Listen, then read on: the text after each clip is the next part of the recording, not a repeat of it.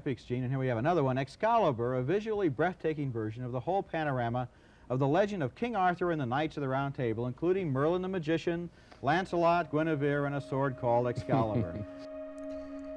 In his review for 1981's Excalibur, Roger Ebert said, "What a wondrous vision Excalibur is, and what a mess."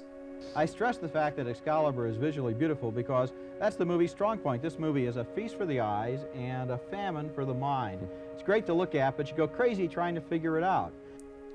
He praised the ambitious imagery and intense spectacle of the film, but lamented how all of this is buried in such a wealth of detail, such an impenetrable atmosphere, such tumultuous alarms and excursions that the audience is quite likely to lose its place. But John Boorman's Excalibur, for all its faults, was a smash hit.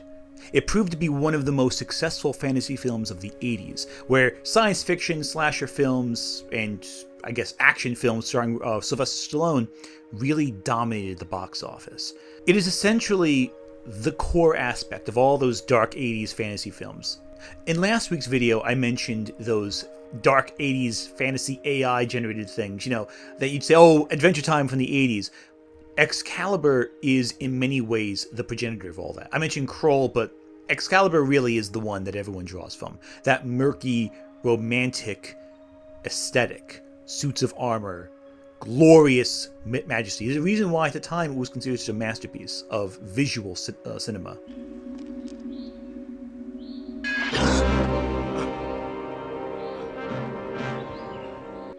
Excalibur has had a lot of fans over the years, and one of them is prolific director Zack Snyder.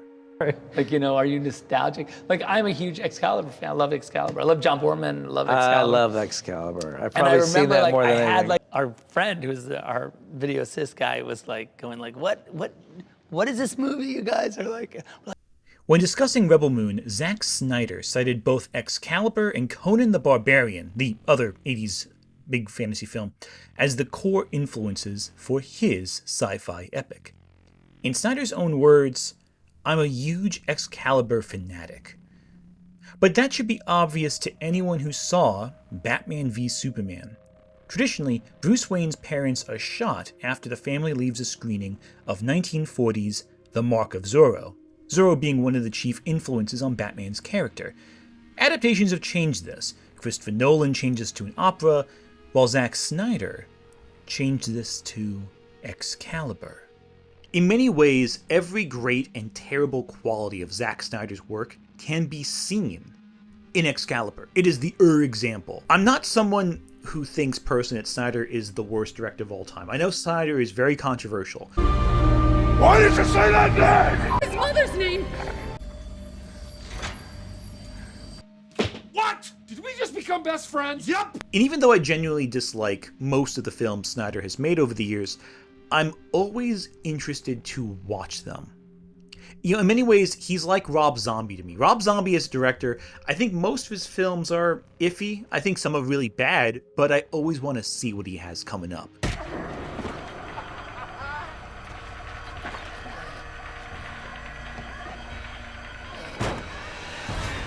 What's the matter, kid? Don't you like clowns? His vision of this, hellbilly, redneck society, this worship of the Manson family, this worship of horror aesthetics, this fascination with the monsters that unfortunately translated into one of the worst of his films. Rob Zombie's filmography is always interesting to me, even though I don't always like what he has cooking. I am the devil, and I am here to do the devil's work. Zack Snyder is the same thing for me. He's fascinating to me, even if I don't like most of what he does. She begged me with her last breath. And when I killed you, that I do it slow. When Zack Snyder fails, he fails in an interesting way. When he succeeds in an interesting way. Rebel Moon is probably one of the worst sci-fi films I have seen in years. in my opinion, of course, but that's my stance. But the ways that it's bad, I feel, merit discussion. Because it's not necessarily distasteful or even poorly written, but it's a failure of a spectacular nature. I think a lot can be understood as to why some people can't stand Snyder and others are sucked into his worlds, and I think that Rebel Moon is a great encapsulation of these elements. But all of the elements that Snyder's fans and detractors have complained about and cheered about for years can be understood by revisiting John Boorman's Excalibur. Tell me, Merlin, have we defeated evil? As it seems we have. Good and evil. There never is one without the other. There are many King Arthur stories, but there is only one Excalibur.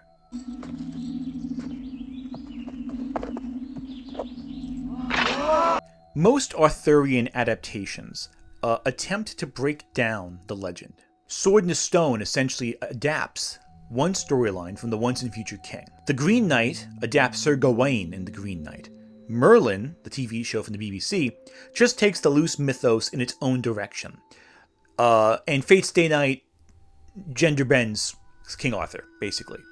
I am the Lion King. But when Boorman made his Excalibur, he decided to just do everything. Excalibur adapts the story of King Arthur, as is told in Thomas Mallory's Morte d'Arthur.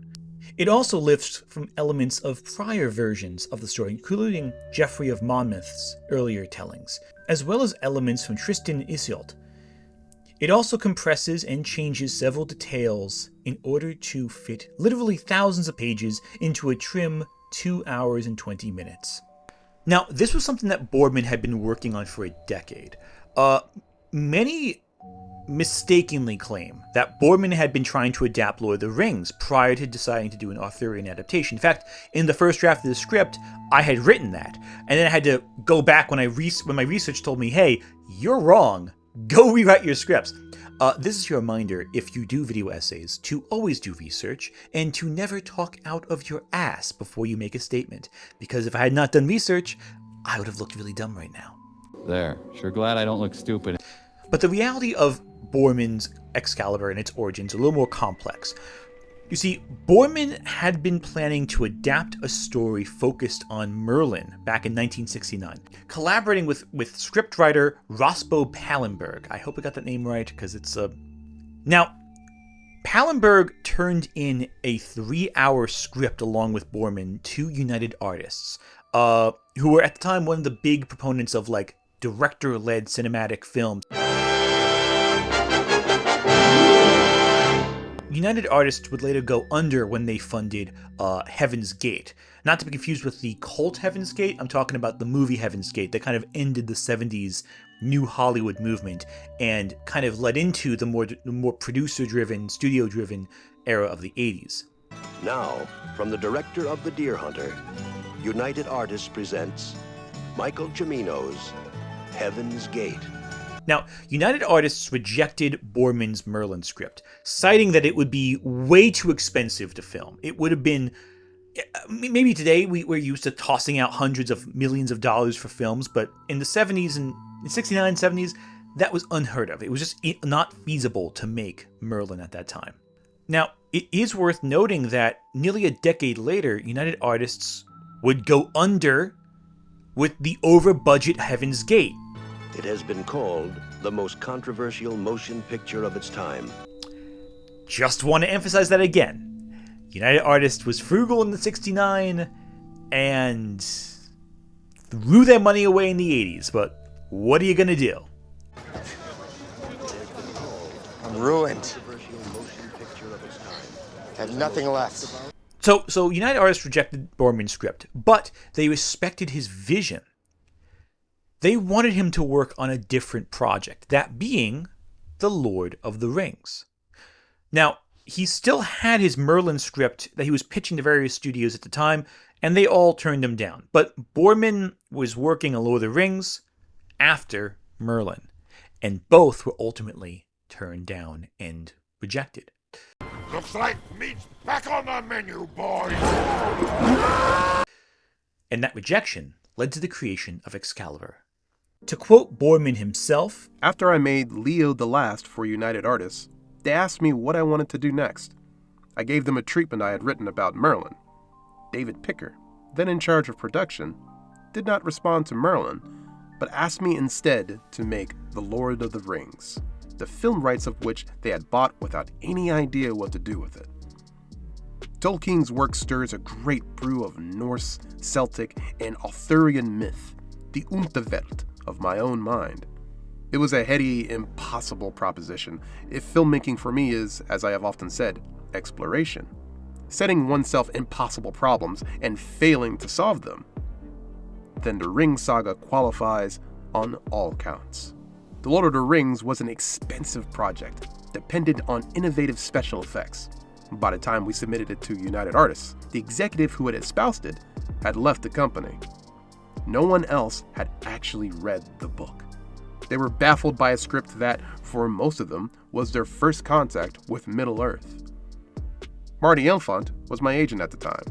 We took it to Disney and other places, but no one would do it. Tolkien had sold the film rights, reluctantly, to set up a trust for his grandchildren. He wrote asking me how I intended to make the film. I explained that it would be live action, and he was much relieved. He had a dread that it would be an animation film, and was comforted by my reply. His death spared him the eventual outcome. United Artists gave it to Ralph Bakshi, the animator. I could never bring myself to watch the result. Boorman's work on Lord of the Rings did influence his and Pallenberg's revision of the Merlin project, which would ultimately become the Excalibur that we know, and in some cases love. Locations he had initially scouted for Lord of the Rings became Excalibur locations. Boorman perfected and developed special effects techniques for Lord of the Rings, but they were then used in 3 other Boorman films right afterwards. The gun is good. The gun is good! The penis is evil. All of which were terrible. I was possessed by a demon. Oh, it's okay. He's gone. All of which were big, lavish productions, and in my personal opinion, none of them quite work. Zardoz has spoken. Exorcist II: The Heretic might very well be the worst sequel of all time. John Boorman made it, despite hating the original Exorcist, and made a horror sequel that wasn't a horror movie. I actually got to review this film with the Gals of Geekdom podcast a while back, so let me assure you it's incoherent. They just actually put Linda Blair, like, at the edge of, like, a balcony without any railings, and just said, okay, just walk up to the edge and start teetering over it. That sounds like a very 70s thing to do. But it's not as incoherent as Boorman's follow-up film, Zardoz. The gun is good. The gun is good! The penis is evil. So, Excalibur. It drew from several sources, featured some dynamic visuals, and told a little too much story in too little runtime. This results in a film that is bombastic, epic, and beautiful. Some shots feel straight out of a portrait. The music is operatic. It's full of sound and fury, but signifies nothing. So Boorman went from Exorcist II to Zardoz to Excalibur, and undeniably Excalibur is the best of those 3 films, from any objective standpoint. But despite all the bombast and explosive visuals of Excalibur, there's nothing there at the end of the day. I mean, sure, there are these grandiose themes about the cycles of power and all of the natures of authority. I'm not yet a knight. You, Irians, will knight me. It's a tragic rise and fall in every sense of the word, but it lacks one key component that would make any other movie fantastic: humanity. Because you're not my son, and I am not your father. Not my father? Then Kay is not my brother? there is no humanity in Excalibur. Every character has a function to play in the narrative. They act and they do, but little time is spent devoted to their humanity. I mean, how can it be? There's no time at all to focus on anything. We need to move through the decades of Arthur's life within a short runtime. Entire stories that could themselves be entire films are compressed to 10 or 15-minute segments.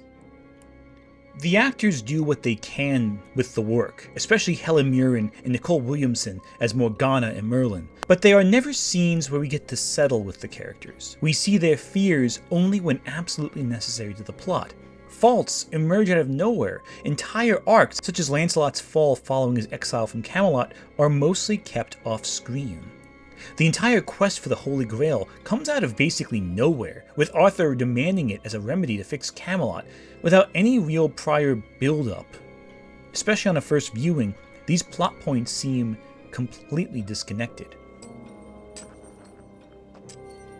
Come, Father.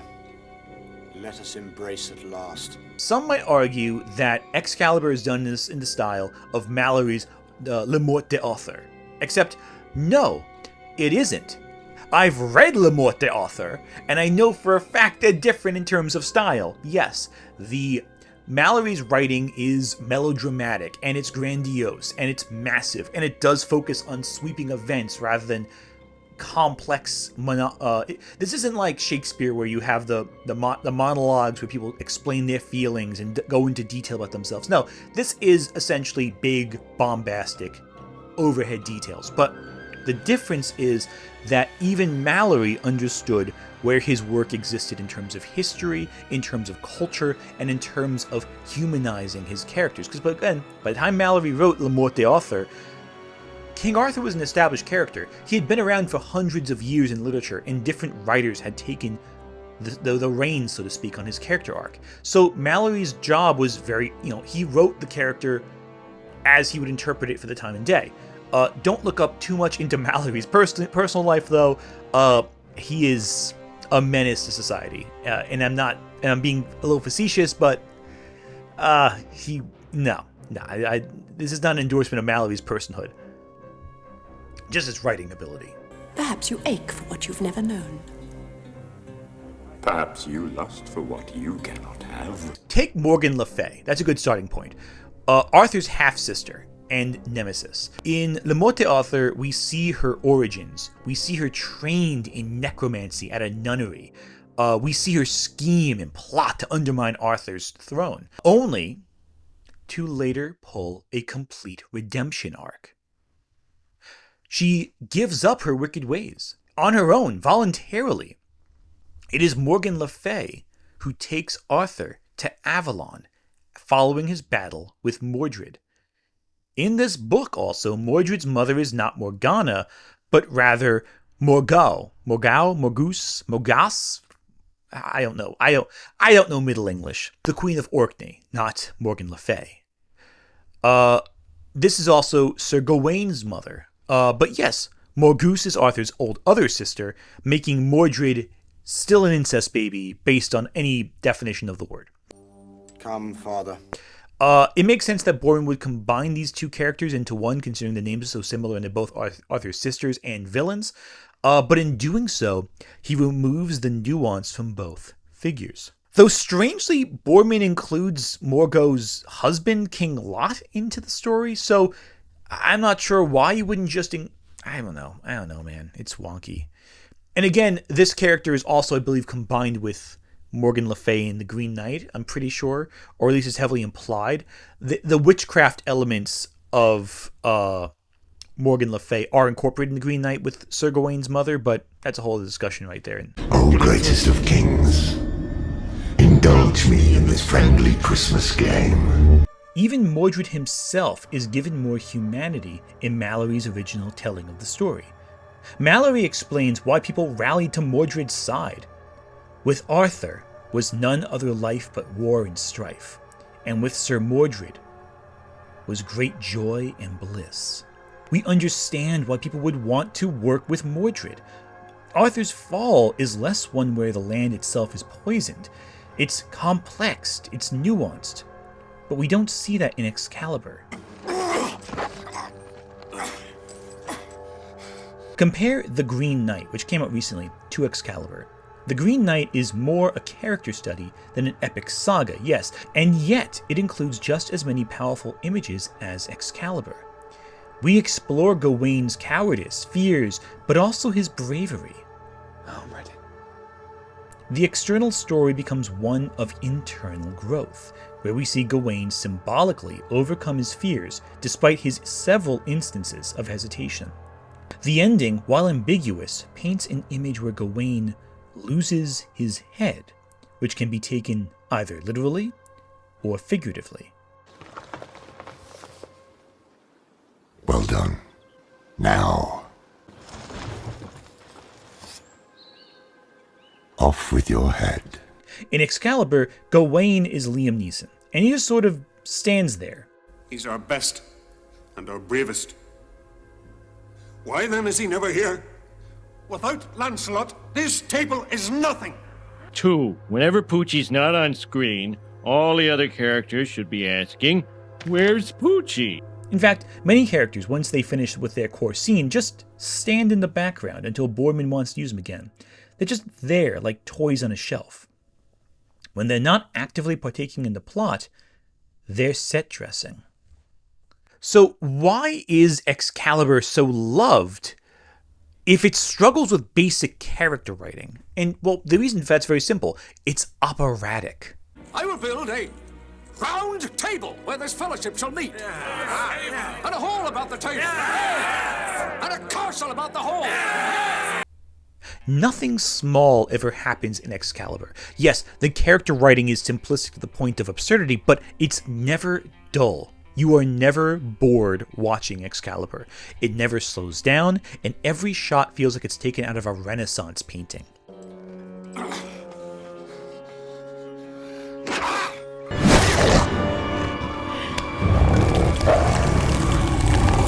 It is a movie that is breathtaking to look at, and that goes a long way. Spectacle in cinema can really allow you to forgive the writing flaws and creative flaws of a work of fiction otherwise, that you would notice. It is a tale told by an idiot, full of sound and fury. To counteract that quote from Macbeth I set up on top, it is full of sound and fury, but it's not a tale told by an idiot. It's told by an artist who knows exactly what he's doing. Boorman has a lot of misses, but those misses are deliberately trying to accomplish something. That or he's high when he was on a lot of drugs doing Zardoz. The gun is good. The gun is good! And there's no way you can convince me that some of the sequences in The Exorcist 2 or Excalibur were not on drugs either. Also, Boorman has made good movies. Like, Deliverance is objectively a really good movie, so I'm just throwing it out there right now. John Boorman's film of James Dickey's explosive best-selling novel.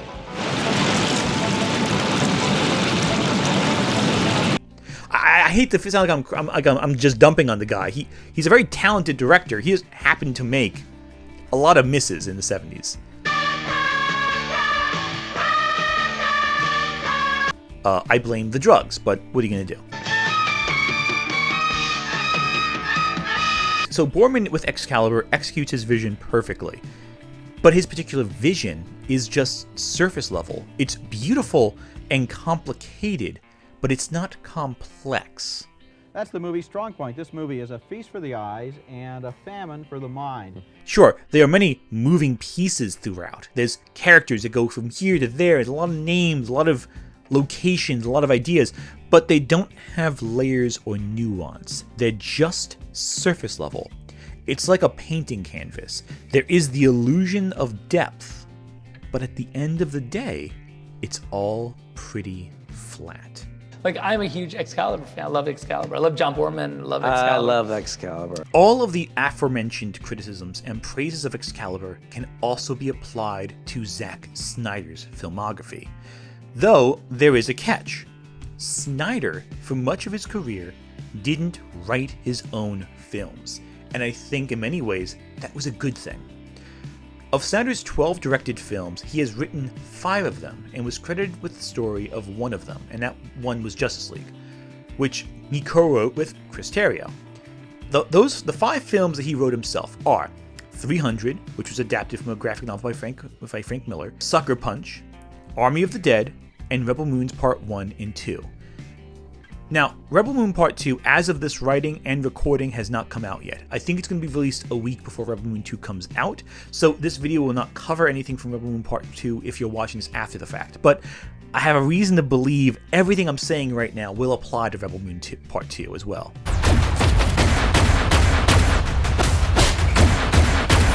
I'm reasonably confident that these are going to be qualities that are relevant in Rebel Moon Part 2 as well.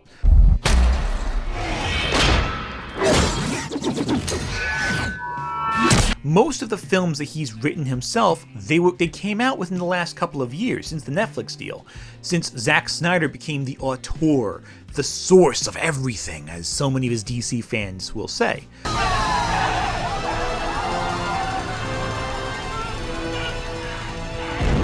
Notably, Dawn of the Dead was written by James Gunn, Watchmen by David Hayter, yes, Solid Snake himself. Really, we're all Snake on the inside. Hi there. What are you hiding from? And his DC films were written with David S. Goyer and Chris Terrio. Snyder works best when adapting the works of other creators. Legends of the Guardians, for example, is based on the novels by Catherine Lasky. Watchmen is an Alan Moore graphic novel. 300 is a Frank Miller graphic novel. Our arrows will blot out the sun. Then we will fight in the shade. Now look, before I criticize Zack Snyder's films, I want to emphasize that everything I'm saying is about his films. From everything I hear about the guy, as of this writing again, he sounds like he's a good dude.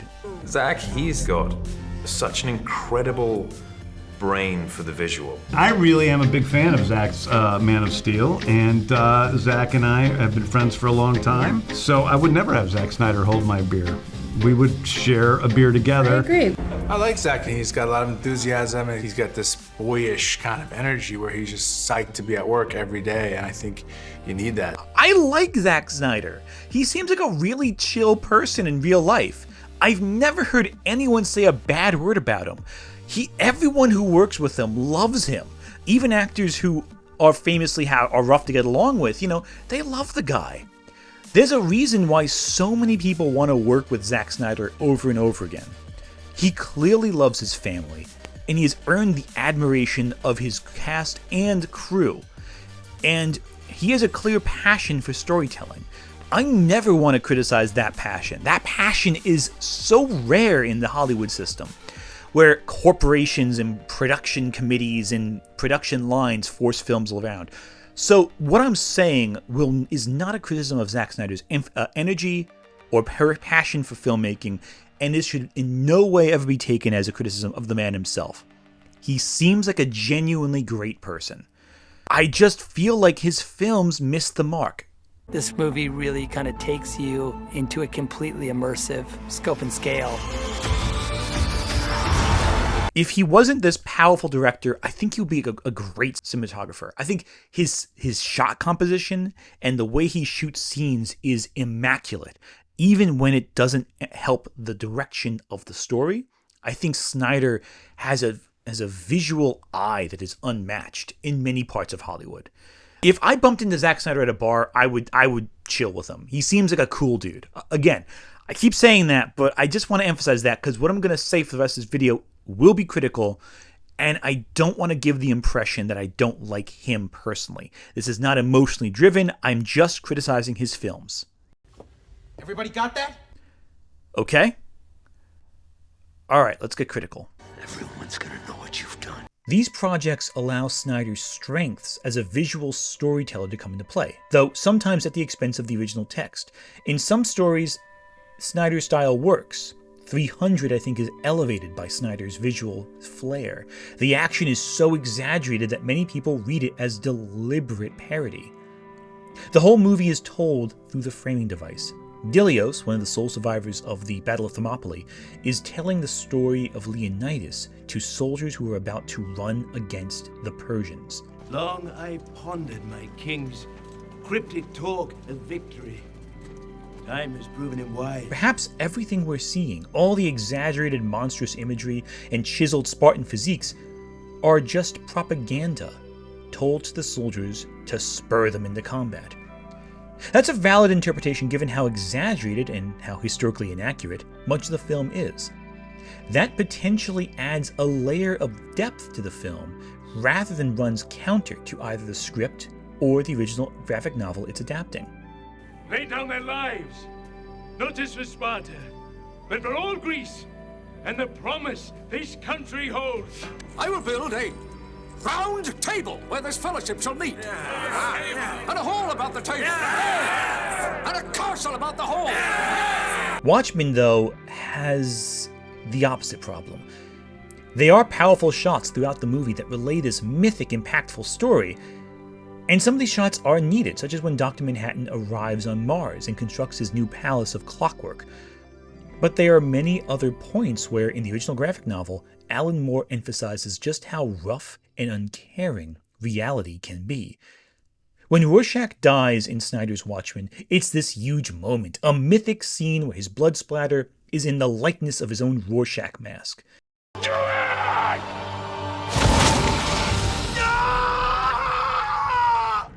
Night Owl screams in horror, there's rage, fury. But in the comic, Rorschach just dies. Night Owl's not there, no one sees it. His death accomplishes nothing. It's not mythic, it's sobering. Snyder's imagery runs counter to both the original graphic novel and his own script. Take the comedian, a character who is in all respects this loathsome figure, but he's shown as this cool guy half the time. He's shown as powerful, strong, charismatic, even when he does some of the most loathsome, foul things imaginable. She was pregnant, and you gunned her down. That's right. You know what? You watched me. The shots are low, looking up at him. The lighting is harsh, but not unflattering. He is shot like a Greek statue, not like this disgusting human being. My face! Much of Watchmen's nuance is in Alan Moore's writing. Snyder polishes and glorifies characters, however, who both in the script and the original graphic novel are presented as flawed and human. But Man of Steel is where we see Snyder's tendency to elevate his cast into new heights.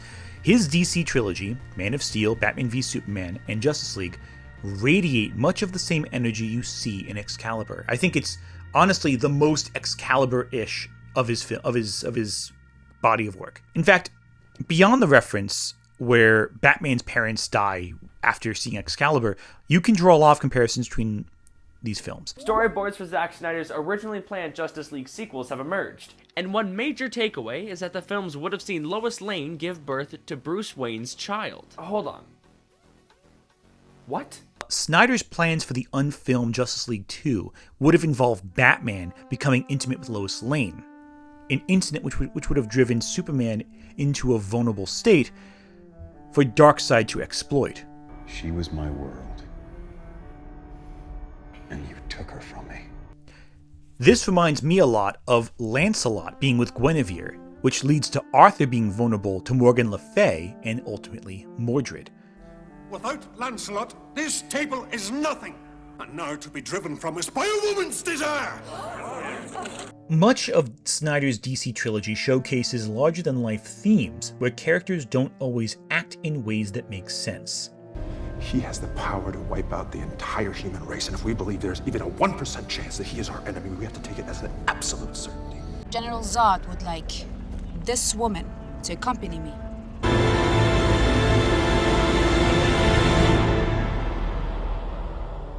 These are ideas that on paper sound great, but in execution feel inauthentic.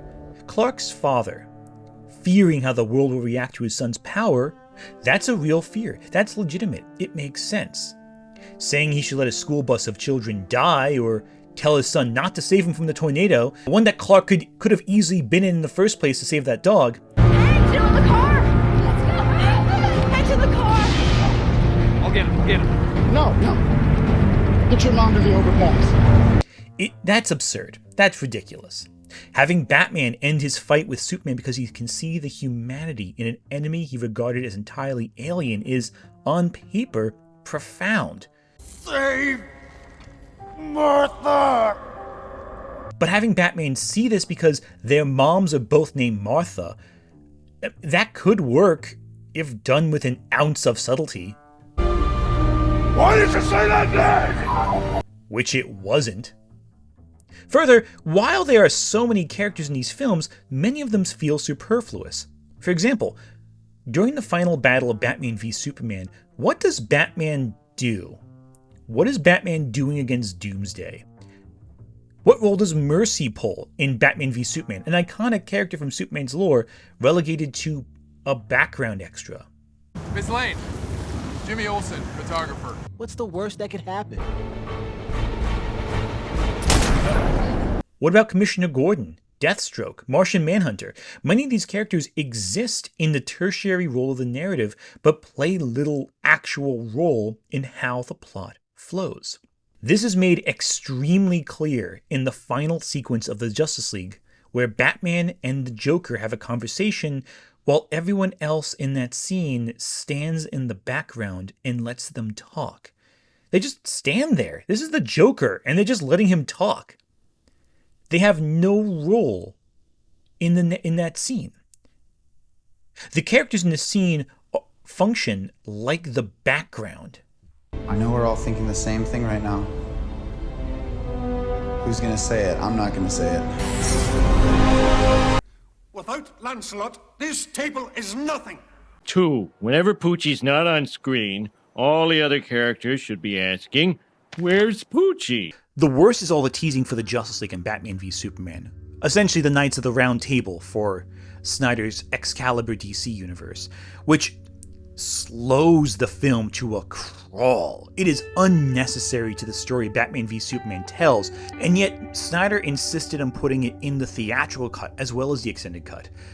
The theatrical cut cuts a half hour of the film, and there's a lot of plot points I think are way more important to Batman v Superman than the Justice League setup, and yet that's there, but the relevant plot details that make Lex Luthor actually a compelling villain are cut out. Why? I don't understand this. I mean, I get it from a studio perspective, but it's clear that Snyder was passionate about this as well. It's a lot of complicated detail that complicates the narrative, that draws away from the points of the story that should be told. And there's less room for humanizing the cast. Now, Snyder does include humanizing bits, undeniably, which is unlike Excalibur.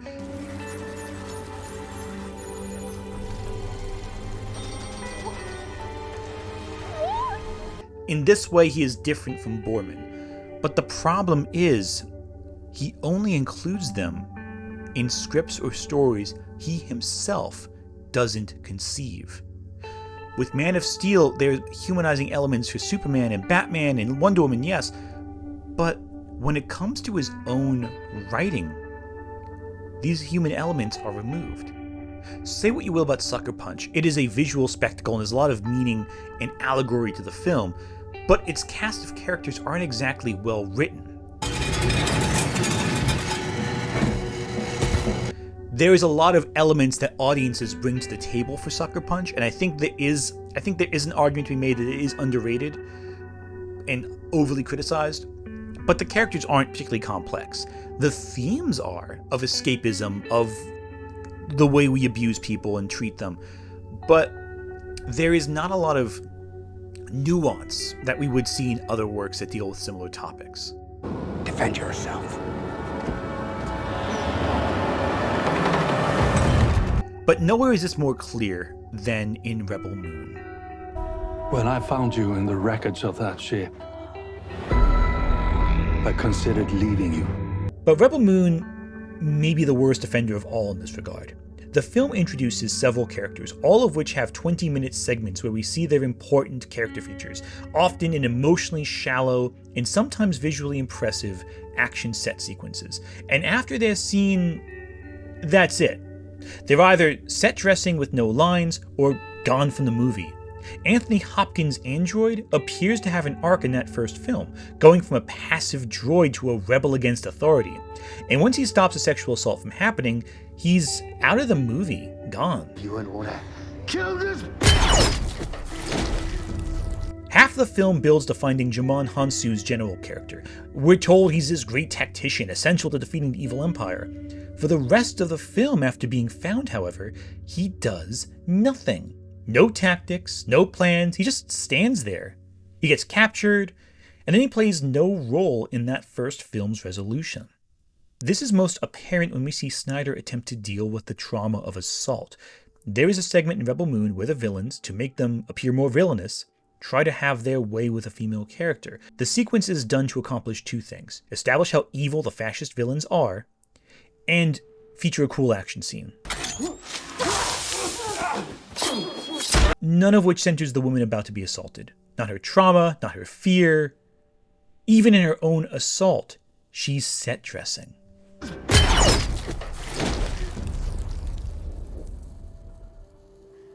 Now, look, some have criticized Zack Snyder by calling him a misogynist. I don't agree with that criticism at all. I think he loves women and loves everyone. I think he sees himself as a humanist in many ways, even though he does have a lot of love for Ayn Rand's work, but it's another discussion altogether. What's the deal with the Fountainhead? Is it going to happen at all? The honest answer is I don't know. You know I'm a fan.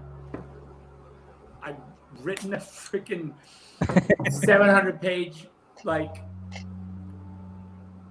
miniseries, so I did spend a little time. It wasn't a thing that happened overnight. So yeah, it'd be great. I think he has a very particular interest in Ayn Rand. I don't think he agrees with Ayn Rand's philosophies, but I think he likes the idea of the person who can change the world on their own intent. I don't think he agrees necessarily with the selfish angle of Ayn Rand's work, if that makes sense, but I digress. I just think it's, I think it would be amazing, but no one wants to make it because they think it's it's taboo. Propaganda, piece of fascist propaganda. That's not why I like the book. I'm like, look, I happen to just like it because to me it's a direct comment on making a movie, right? It's a movie about an architect who won't make the buildings that everyone wants him to make, and what the struggle he goes through to get the buildings made the way he wants to make them. Of course, I like that. I think he has a very positive view of objectivism. But I don't think... Listen, Zack Snyder is the one who brought Wonder Woman to the DC universe. If you've read the Joss Whedon script for the Wonder Woman movie he was going to make, you can tell that Zack Snyder helped us dodge a bullet. His script for the movie, which was not used by director Patty Jenkins, made its way online. One user gave a shout out to whatever kind merciful soul rejected his script. He really understood what the character needed to be at that time for his movie. And while Patty Jenkins' Wonder Woman movie is a masterpiece, Zack Snyder did help it get made. I love that there's a purity to Wonder Woman, that she is purely a hero. She doesn't have the broken past. She's not seeking revenge. Her inherent power was always obvious, even to the most casual comic book kid. So again, I'm not going to say that Snyder is a misogynist. I think he just doesn't think these things through all the way. I don't think he thinks of the implications of his narrative. I think he thinks, oh, this scene is cool. Here's the function of this scene. Here's how this scene will move the plot forward. But I don't think he stops to think that the audience may interpret it in a negative way. Because he's a big kid playing with toys. He's not thinking of the feminist read. He wants you to have fun. He wants you to share in the fun he's having. And I think that's dangerous in some ways for some filmmakers, but Snyder gets away with it because the enthusiasm he has for film and for his craft is just, it's on display. And so a lot of audiences can forgive that. I think it's a mistake to ever call Zack Snyder a misogynist based on these criticisms. I don't align with that criticism myself. But I also can see why you'd come to those conclusions.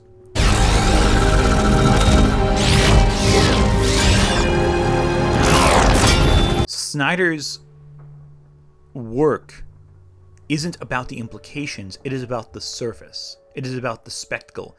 It is about the Renaissance painting come to life. In many ways, these scenes function the same way they function in Excalibur. The intent is bombast. The intent is the spectacle. The intent is the style. Snyder's writing issues become more apparent the more creative control he has, as is clear from the films he directed. Rebel Moon wants to be Star Wars, or a Verhoeven epic, or a Warhammer movie, without really understanding the underlying substance behind those spectacles. I'm much more of the 1984 kind of guy. They're using asymmetric warfare against a highly organized empire. I think we call those guys terrorists. When I did it, they were Viet Cong. Exactly. So were you thinking of that at the time? Yes. I wouldn't compare it to Dune, though. What is the message? What is the statement that you're attempting to make here? Don't trust leaders to always be right. Listen, I made a video about Dune already. That's a whole other discussion right there. I love Dune. Snyder sees spectacle as substance. Snyder promising more sex and violence in his director's cut rather than a meatier plot speaks to what Snyder thinks people want to see, to what Snyder wants to see. He wants something that is visually arresting. Consider this. He is mashing together different types of science fiction stories he likes in Rebel Moon. I mean, you got your Princess of Mars. You got your mix of the Jedi with the laser swords. You got Driders from Dungeons and Dragons. You got Warhammer. You got the androids from like Do Androids Dream of Electric Sheep or iRobot. You got all that shoved together, and they are presented front and center in a story that is essentially the Seven Samurai. Snyder is playing with his toy box, and he's just putting in things he thinks look cool. There's nothing else to it. Even if the plot suffers, the coolness has to come in. Unlike Excalibur, where we are seeing something we had never seen before, we've had a trilogy of Star Wars trilogies. Dune has just come out, and it is bigger than ever. We are seeing multiple science fiction films a year, to the point where science fiction is becoming commonplace. To stand out, you need more than just spectacle. Even Snyder's Justice League films, they're coming at the tail end of the Avengers, of that initial cycle. And nothing that Snyder does in the Justice League is as culturally significant as the Avengers. Even if what he's doing is more epic, it is not necessarily more interesting to general audiences. You gotta keep this in mind. When Excalibur came out, no one knew Vader was Luke's father. Excalibur came out at a time before Blade Runner. It came out before the first Dune movie came out. It came out before tons of what we see as commonplace. Everyone saw 300. So Snyder, his talents are known. We know we can make a better movie when working in someone else's playground. But when he's building the playground, he's still taking elements from everywhere else and just wants to put everything on screen. And sometimes that can be a problem. Zack Snyder's passions lie in set pieces and overarching themes. They are not in characters who are motivated to act and be real. And that's the problem. Because we need stories with characters. We need narratives, especially in science fiction. But instead, what we get, instead of a story about people, we get a story about Zack Snyder's ambitions to show you something magical. And as much as I respect that, as much as I think that's an incredible thing for a director to want to do, it is just not interesting. But it is engaging. And that's the paradox of Zack Snyder's work. Yes, it isn't interesting to discuss whatever the characters from Rebel Moon are named. But you are from start to finish watching that movie. Even if on paper everything is ridiculous and over the top and nonsensical and clearly a pastiche of every other work of science fiction to come out since 1912, considering we're talking about Princess of Mars here, it is at no point boring. Snyder's ambitions drove him to tell stories about worlds, gigantic stories, stories that stumble, stories that fall, but in time, he has found an audience willing to join him in that sun. I am not sure I'm a part of that audience, but I recognize that there is a fierce contingent of people who love what Snyder does. And for your sakes, I hope Zack Snyder continues to make movies like this. It is not for me. I don't engage with it the way that you do. But you know what? I'm glad he's making them. This is a world where people have to make films that are successful on day one to continue their careers. They have to churn out new content, new material constantly to get anything made. Last week we talked about Dungeons & Dragons Honor Among Thieves, and I said, hey, I'm not sure it's getting a sequel, even though it succeeded on all levels on what it was trying to accomplish. Because of the studio system. Because Paramount can rip movies off of Paramount Plus. Max can shelve movies before they're even released. Disney can shelve a movie that was out for 6 weeks on its platform and everyone forgets it ever existed. But in that landscape, Zack Snyder continues to find success. You know, it's funny. John Boorman was turned down by United Artists because his films were so expensive, so massive, so big. And yet, he succeeded. He still made his Excalibur. And yet, Excalibur is not a massive, beloved film by today's standards. A lot of people see the flaws in it. But when it came out, it had a fierce audience.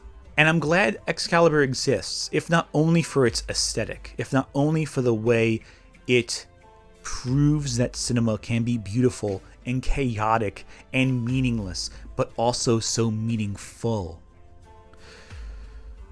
I think we need more directors like John Boorman and Zack Snyder in the world. We need more people who are willing to make great swings, and even if they don't succeed, even if they fail, they are still swings that hit something spectacular, that do something unusual, that do something fantastic, even if it's terrible, even if it's dumb, even if it's nonsensical. And you know what? Again, we need this because the system of Hollywood that exists currently is so stilted on profit margins and trying to churn out something that's successful that we neglect when an artist does something ridiculous. And yeah, it's flawed. Yeah, we can talk about misogyny in the films. Unintended misogyny, yes, but misogyny nonetheless. But at the end of the day, for all the faults in these films, Zack Snyder employs a diverse group of people, respects them, emphasizes them. He pushes to get people jobs in this market, in big budget productions. He has ambition. He has a successful measure of what he wants to do. And even if his films are nonsense, even if I think the plots are ridiculous, I will continue to watch Zack Snyder's productions. Yes, I will not like them, but there's something just oddly compelling about it that draws you in no matter what. Yeah, that's all I gotta say about that.